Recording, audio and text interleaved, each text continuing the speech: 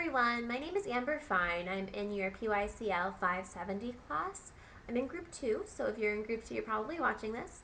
I just want to let you guys know I'm actually splitting this segment or this film up into 2 different segments because my computer isn't allowing for input greater than 10 minutes. So I'm sorry for the issues I'm having, but I printed out my slides, so I actually numbered them just chronologically. So if I'm referring to, or if I'm referencing, I guess, a slide, it's just the order that they're going in. And if I'm diverting my eyes, I'm sorry. I printed out slides and I have them on my computer too. So, okay. The article I used for my research was using analogies to enhance self-awareness and cultural empathy, and its implications for supervision. And this is from the Journal of Multicultural Counseling and Development. Why is this article important? I felt that this article is really important because it really shows that we need self-awareness to become more culturally competent. When the individual has greater self-awareness, this will lead to competency in that we can work with a greater spectrum of people, and we can really individualize therapy. So I think this is providing a way in which we can do so. It really speaks on how to use these analogies to form this greater self-awareness. And I think what really set this article apart from others for me was that it wasn't dense.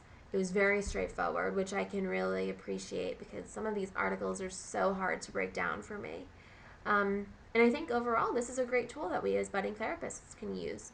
So I thought that actually really quite set it apart because sometimes I read these articles and I'm just thinking I would never use some of this information. So, but it discusses 2 theories. It discusses CEST and it discusses, CEST is cognitive experiential self-theory. Excuse me. It was originally proposed by Seymour Epstein, and what it says is that your mind can break down information based on like 2 ways.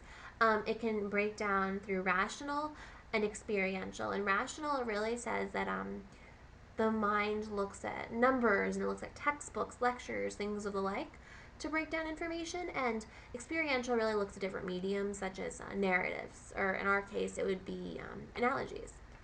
And I found a website that kind of explained it because I wasn't really sure what it was, and it's right under the first paragraph. And this article also talks about constructivist theory, and it's a cognitive approach in which learners actively construct their own interpretations and meanings by adding a new knowledge to pre-existing knowledge. Essentially, you are combining the knowledge that you are learning now and what you've already had to create new interpretations of different life events. This article I thought was very multi-purposeful for counselors. It's serving to enhance multicultural competency in budding therapists, and it provides meetings on why we really need to be fluent in our self-awareness, which I don't know if it's really given as much concentration as it should in school. So I really thought that it was informative. It also provides step-by-step examples, which I thought was very helpful for counselors, especially supervisors of counselors in training. At the time of writing this article, there were no studies to look at. This was the first time I think that anyone had really ever thought about using analogies to enhance their self-awareness. So as a result, there really weren't any articles cited. And the problem or question, according to the authors, the question they were looking at really was, will these analogies help to facilitate self-awareness?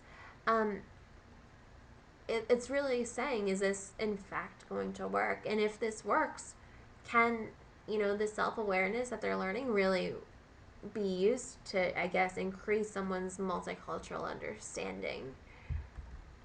The author is attempting to meet, I'm on slide 7, by the way, attempting to meet it's like a 2-pronged need. It's attempting to meet the need of these budding therapists in that this article is giving a way for us to ensure that we have the self-awareness to become more multiculturally competent.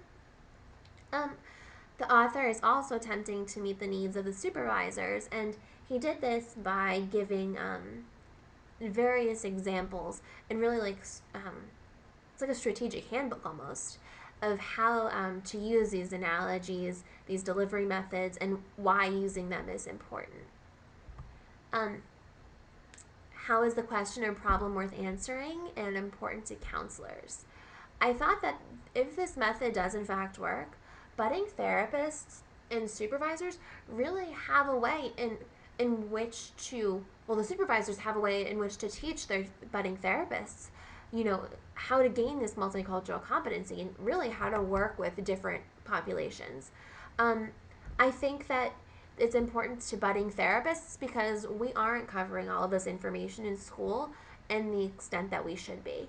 And I really didn't learn that until I started taking my multicultural competency class. And I just think that you really have to immerse yourself in this type of information because it really isn't going to come to you sitting at the end of a computer or sitting in a classroom for that matter. So I think this really provides a great way that we can understand some of the societal issues that are happening. In the hypothesis or research question, the author really questions whether these analogies can be used to enhance self-awareness, especially for counselors in training. The author suggests answering these by looking at the experiential and constructive therapies to look at these analogies. And does the article describe an experimental design and are tests used to answer this research question? At the time, the article did not really have any data. It didn't really have any study to answer these proposed questions. Instead, the article shows how to use and walk through these analogies.